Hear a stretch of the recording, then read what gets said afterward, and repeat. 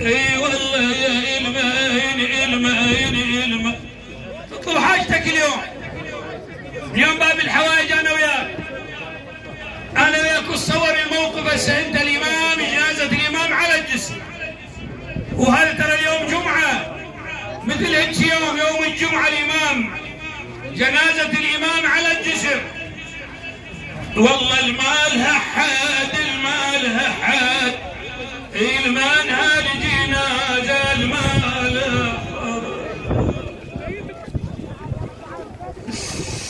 والله تنشد وقامت عليها الناس تنشد.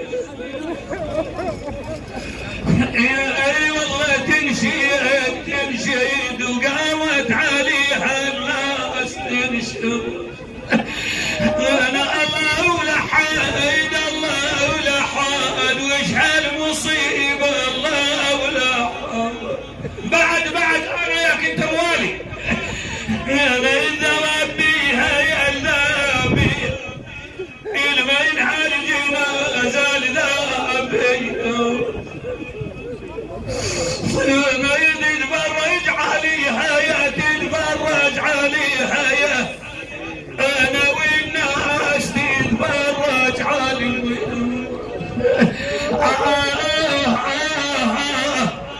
بعد يسأل سؤال، والسؤال إلك احنا أهلها، أنا ويانا حالها شاوياني الجنازة ويانا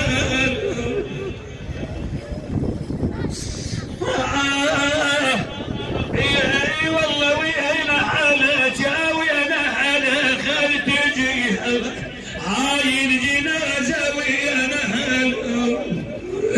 أنا ما حد الها الله أكبر ما حد. والله صعب راح أحكي بعد. اي والله غسلها ويا هل يتكلف غسل بعد. والله يذبوها ما شفنا الجنازة يذبوها. أنا يخلوها يا ولا النواس فرجة يخلوها. لكن على شلون يشتمنا أنا خليجوها وعيش خليجوها أنا جاوي أمهالها خليجوها. أنا يا هلي قلهم بعيدين يا هلي قلهم. أنا مذبوب منهم يا فوق الجسر مذبوب منهم. اي والله اللي تصلهم وما كوت روش اللي تصلهم. يقول بعد هذا يتمنى اي والله عازة انا يا داري الاخو عازة.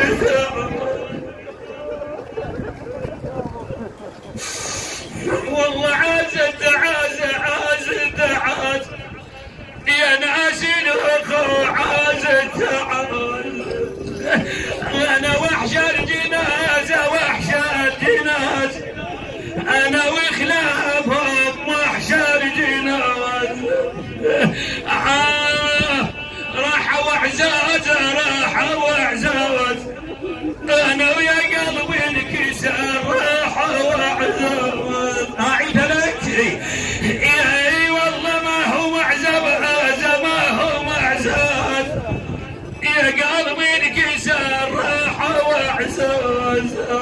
يقول بقيت جنازة الإمام على جسر بغداد وإذا بعلي بن السواد نادى لما رأى أوعده الإمام سلام الله عليه. قال في مثل هذا اليوم يوم الجمعة يقول أتيت علي بن السواد ما أرى إلا جنازة يحملها 4 من الحمالين رحم الله من أدى وائما ما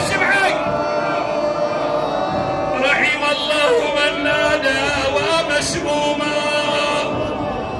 رحم الله من نادى وحسينا. يقول أتيت إلى طبيب نصراني قلت له بالله عليك إلا ما كشفت عن هذه الجنازة. لما أتى أخذ كف الإمام سلام الله عليه شمها وإذا به نادي ابن السواد هل لهذا الميت عشيرة؟ إن كان له عشيرة فلتطايل بي بدم. إي والله دنق وشميده وضرب دمعته وقال هذا السهم قطع شبدته. أنا دنق وشميده واضرب دمعته وقال هذا السهم قطع شبدته. خلع مام الطالب بدم رقوته او تاخذ بثار اخوته من حينه. بعد ويا العاشم خل تجشيل العميد على الجسر ميت وبجفوف الحد. مدري من الكاظم يعداه يشتري ود وميت وشفي انهم قيدينه. بقيت جنازة الإمام على ذلك الجسر وإذا بسليمان لما رأى تلك الجنازة أمر غلمانه أن يأتوا بخبرها. فلما أتوا قالوا لهم هذا إمام الرافضة هذا موسى بن جعفر.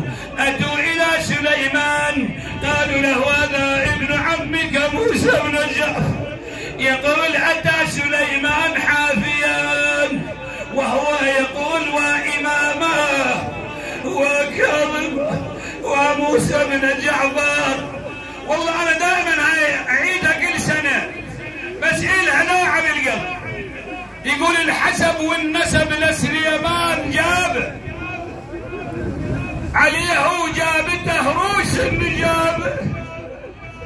أعيد على كل نوع شدري انت بقلبك انت شيعي وغيور. الحسب والنسب لسليمان جاب عليه وجابته روس النجابه بس لحزين ما بين. رحم الله من نادى وإمامه وحسينا بس لحزين ما بين قرابه. يغسلون ويشفنون ويدفنون وبالزينة بالصيح تعالوا لبنكم غسلوا وجيبوا الجبن وياكم ولفوه انا وحسين فوق الروس شيلوا.